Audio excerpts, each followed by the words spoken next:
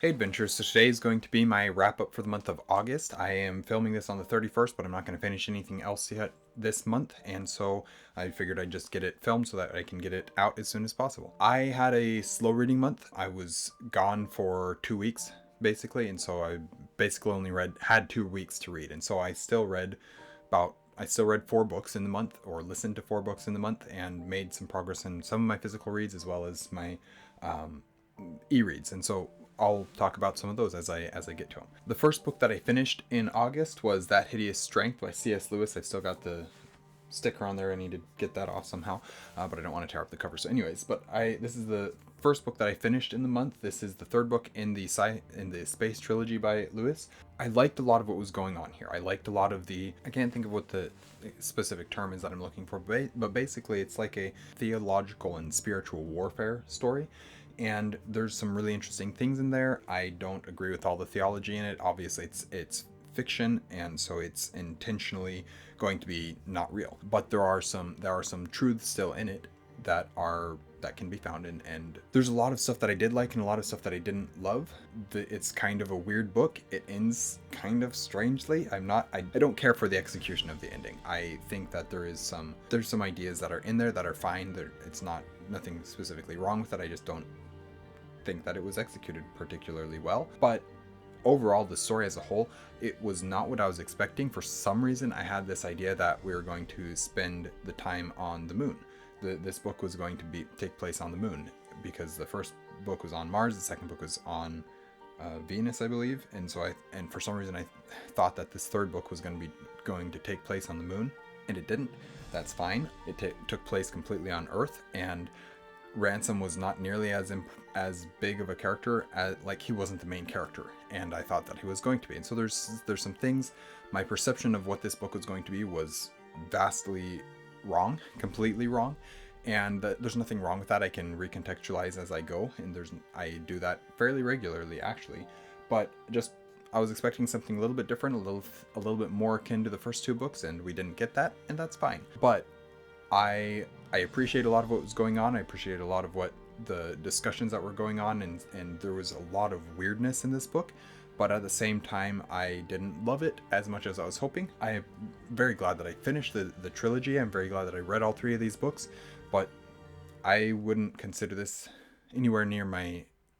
book or this series really as anywhere near my favorite list of trilogies, my favorites among sci-fi, anything like that. There's some good stuff to it for sure. I've enjoyed a lot about it, but not my favorite. Part of it's also just it's not for me type thing. Mostly that's what it is. It's just a not for me type book. I don't really have anything else to say about this right now. I will have a review of it when I get there. I am filming reviews from, let's see, it's August. I am tomorrow, August 31st, September 1st, I will be releasing the book review for the last book that I read. I don't need to be holding this up at the moment. I'll be releasing the last review the review for the last book that I read in December of 2024. And so I'm now, after September 1st, I will be into 2025 with my reviews in terms of releasing them. However, filming them, I am into May or June. I don't remember. Let me take a peek here because I can actually find out pretty quick. I'm only into April with filming reviews, and I'm into May with writing reviews. So I'm slowly catching up, but I'm also continuing reading. I'll have lots of backlog of videos. Basically, that's what I'm trying to say, and I'm rambling way too long about that. Let's continue on with the next book that I listened to in August, and that was A Haunt for Jackals, book 2 of the Land of Exile series by J.L. Odom. The first book is By Blood, by Salt, which I read back in March of this year, and so I liked book 1 well enough, and I wanted to continue the series for sure. Plus, I know that there's a lot of excellent stuff in this series, and so I wanted to read the second book in the series, and so I listened to the audiobook. Again, my experience with the audiobook is that I don't love the narrator. I don't feel like he fits the story great, and I have a hard time following the story through the audiobook. These ones would be ones that I would do much better with if I were to physically read them. So someday I'm going to reread them physically. I just haven't got there yet, and I don't even own the books physically, so it's going to be a while before I get there. I really liked a lot of what was going on in this book too, in A Hunt for Jackals is book 2. and I had a lot of fun with it. I made sure that I paid a lot of attention so that I could actually follow the story and understand what was going on. And I did. I really enjoyed a lot of it. There's a lot of really good furthering of the story, a lot of really good exploration of, again, keeping up with the religion and the faith side of things in this military fantasy, and doing it in a very realistic way. I really appreciate seeing that, and I really appreciate the way that Odom is able to capture that side of humanity. And so yeah, there's a lot of really good stuff in here. I am very much excited and looking forward to the next book, especially after the ending. For some reason, the ending of book 2 worked really well for me, and I really enjoyed that. So yeah, I had a lot of fun with that, and I am excited to keep reading the next book in the series. Next one that I finished reading was, and this was an ebook, this was The Execution of Rooker Flynn. I had an e-arc sent to me by A.R. Witham, the author, and so I read this one and was really hoping that I would get it read and finished before it released, which I believe it releases on September 2nd, so I did succeed at that. My review should be coming out the 8th, September 8th, I believe, and so keep an eye out for that, because it'll be coming very soon. I just wanted to make sure that I could get it finished and get a review filmed for it. Execution of Rooker Flynn, absolutely incredible. Just like the first 2 books in the series, in the trilogy, this book is fantastic. It's fast-paced, action-packed, breakneck speed, doesn't let up from beginning to end, but then you get some great resolution. I have talked about this a lot of times. I talked about it most recently, I think, with Wheel of Time, where there's this massive series and you build and you build and you build and you hit that climax and then the story ends. It just ends. And I don't like that. I really love the way that Lord of the Rings does it, where you finish the story and then there's still another 100 pages to go before the end of the book, where it's falling action. There's things that have to be wrapped up. There's pieces of the story that have to be finished, that have to, those things have to be closed. And I really appreciate that. A lot of people don't like the 10 different endings for The Return of the King, but it works really well for me.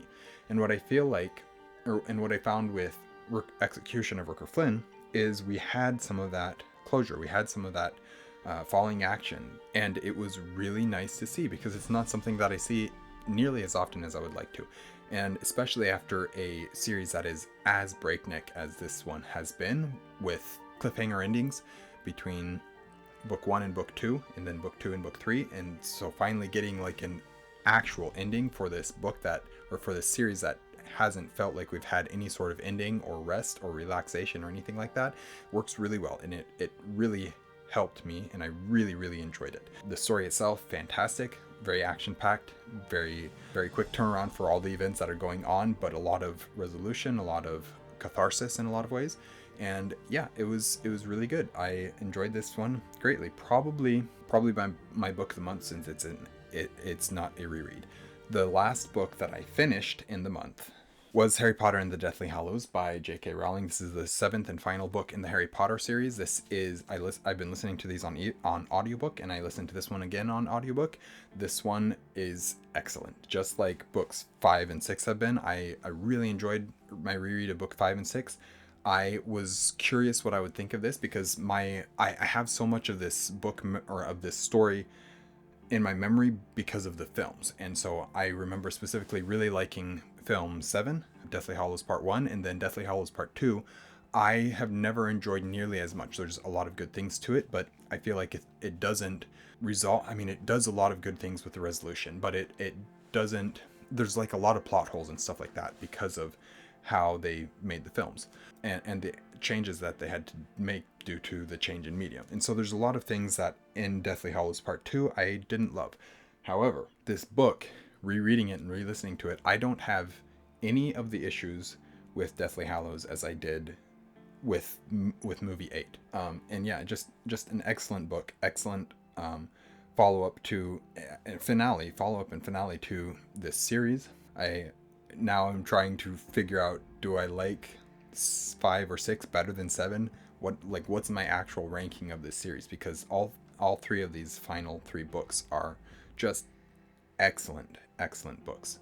Yeah, and very much enjoyed it. Certain scenes hit a lot harder than I was remembering, a lot harder than I was thinking, and yeah, it's just, things make a lot of sense. I did notice that there is a ton of exposition in this book. A lot of just people sitting there talking, explaining things instead of it happening naturally by show.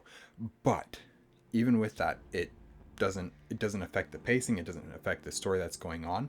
It actually only enhances. And this is one of the few times where exposition it is noticeable as exposition, but it is done very well. I very much enjoyed rereading Harry Potter and the Deathly Hallows. It's been great to reread this series and great to listen to it, because that's a different way of consuming the story. You catch different things, you learn, you see things differently.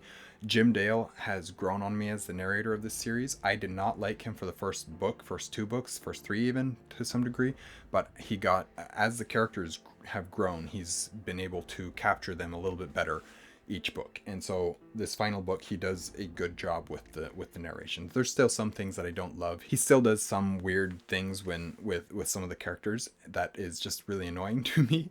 But overall, I enjoyed his narration for this final book quite a bit. Aberforth is a standout character in this book. I did not remember how much I loved Aberforth. So yeah. Anyways, I could talk a lot about this. I could ramble for a long time about this series because I really enjoy it, and I do really enjoy the films even. It making me want to go back and rewatch the films, plus the time of year, it's about time for me to rewatch them. So a fairly short month, only 4 books instead of the 10 that I had in July, but that's all right. I also had basically 2 weeks that I wasn't reading, and that's good.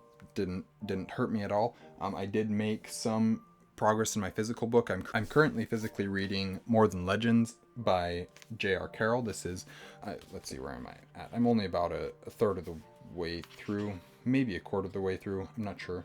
Right about there. So I'm not terribly far in, but it's a quick easy read. I just haven't spent the time to read it, but I did start this one, and that's my current physical read. So yeah, that is what I've been reading in August. Thank you guys for watching an Erudite adventure. Please like, comment, and subscribe if you haven't already. We post videos every Monday and Thursday and have our social medias linked in the description down below. We will see you guys again soon. Stay warm.